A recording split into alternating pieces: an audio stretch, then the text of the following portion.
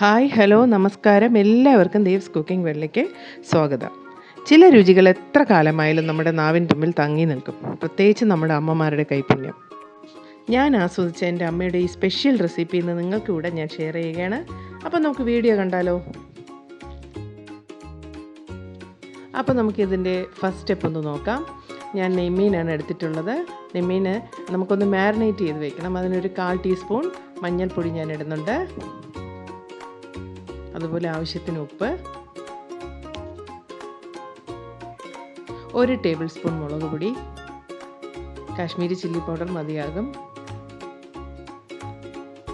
പിന്നെ 1 table spoon കുരുമുളക് പൊടി. ഇതെല്ലാം കൂടെ ചേർത്ത് നമുക്ക് നന്നായിട്ടൊന്ന് മിക്സ് ചെയ്തിട്ട് ഒരു അരമണിക്കൂർ ഫ്രിഡ്ജിൽ വെക്കണം. നമുക്ക് ഏത് ഫിഷും ഇങ്ങനെ ചെയ്യാം. അയലയോ അല്ലെങ്കിൽ വേറെ ഏത് ദിശ കട്ടിയുള്ള മീൻ നമുക്കിതുപോലെ ചെയ്യാവുന്നതാണ്. അപ്പം നമുക്കിത് ഫ്രിഡ്ജിലോട്ട് വെക്കാം. നമ്മുടെ മീൻ ഇവിടെ റെഡി ആയിട്ടുണ്ട്. നമുക്കൊരു പാൻ വെച്ചിട്ട് ആവശ്യത്തിന് കോക്കനട്ട് ഓയിൽ ഒഴിച്ചു കൊടുക്കാം. കോക്കനട്ട് ഓയിലാണ് ഇതിന് നല്ലത്. എന്നിട്ട് നമുക്ക് മീനൊന്ന് ഫ്രൈ ചെയ്തെടുക്കണം. ഒരുപാട് ഡീപ്പ് ഫ്രൈ ആകണ്ട. മീൻ പൊടിയാതെ നിങ്ങൾ ശ്രദ്ധിക്കണേ. മെല്ലെ ഇട്ട് കൊടുത്താൽ മതിയാകും. നമുക്ക് നന്നായിട്ടൊന്ന് ഫ്രൈ ചെയ്തെടുക്കാം. ഇതിൻ്റെ പേര് ഫിഷ് മസാല ഫ്രൈ എന്നാണ്. അപ്പോൾ മീൻ ഫ്രൈ ചെയ്തിട്ടാണ് നമ്മളിതിന് മസാല ഒക്കെ റെഡിയാക്കുന്നത്. അപ്പോൾ ഇത് റെഡി ആയിട്ടുണ്ട്. ഈ ഫിഷ് നമുക്കൊരു പ്ലേറ്റിലോട്ട് മാറ്റാം. ഇനി അടുത്ത സ്റ്റെപ്പ് നമുക്ക് മസാല റെഡിയാക്കാം. അതിന് ഞാൻ സെയിം പാനിൽ തന്നെ കുറച്ച് വെളിച്ചെണ്ണയും കൂടെ ഒഴിച്ചിട്ട് ഒരു അല്പം ഉലുവ ഇട്ട് കൊടുക്കുന്നുണ്ട്, ഒരു 1/2 ടീസ്പൂൺ. അതുപോലെ ആവശ്യത്തിന് കടുക്. ഞാനിവിടെ മീഡിയം സൈസ് 2 സവാള കട്ട് ചെയ്ത് വെച്ചിട്ടുണ്ടായിരുന്നു. ചെറുതായിട്ടാണ് അരിഞ്ഞത്, നൈസായിട്ട്. അത് ഞാൻ ഇട്ട് കൊടുക്കുന്നുണ്ട് ഇതിലോട്ട്. എന്നിട്ട് ആവശ്യത്തിന് ഉപ്പും ആഡ് ചെയ്ത് ഒന്ന് മിക്സ് ചെയ്യുന്നു. പിന്നെ കറിവേപ്പിലയും ഇഷ്ടംപോലെ ഇടാം. കറിവേപ്പിലയൊക്കെ നിങ്ങളുടെ ഇഷ്ടത്തിന്. അതുപോലെ 2 പച്ചമുളകും കൂടെ ഞാൻ കട്ട് ചെയ്ത് വെച്ചിട്ടുണ്ടായിരുന്നു, അതും ആഡ് ചെയ്ത് കൊടുത്തു. ഇനി വേണ്ടത് 1 ടേബിൾ സ്പൂൺ ഇഞ്ചി വെളുത്തുള്ളി പേസ്റ്റാണ്. എല്ലാം കൂടെ ആഡ് ചെയ്ത് നന്നായിട്ടൊന്ന് മിക്സ് ചെയ്യണം. ഇനി ഇടത്തരം 2 ടൊമാറ്റോ ഞാൻ കട്ട് ചെയ്ത് വെച്ചിട്ടുണ്ട്. ഇത് നമുക്ക് മിക്സിയിൽ വേണം ഒന്ന് അരച്ചെടുക്കാൻ.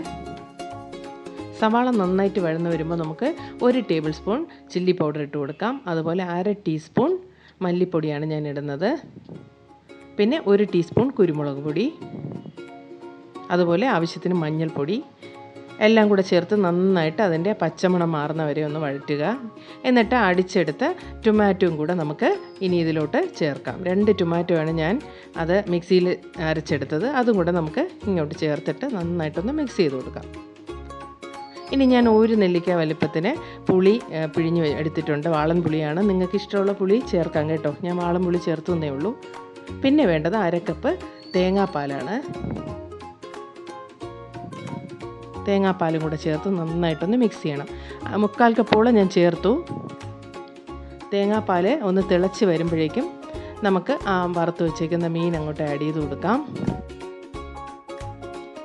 മീൻ ഇട്ട് കൊടുക്കുമ്പോൾ നമ്മൾ പൊടിയാതെ ശ്രദ്ധിക്കുക.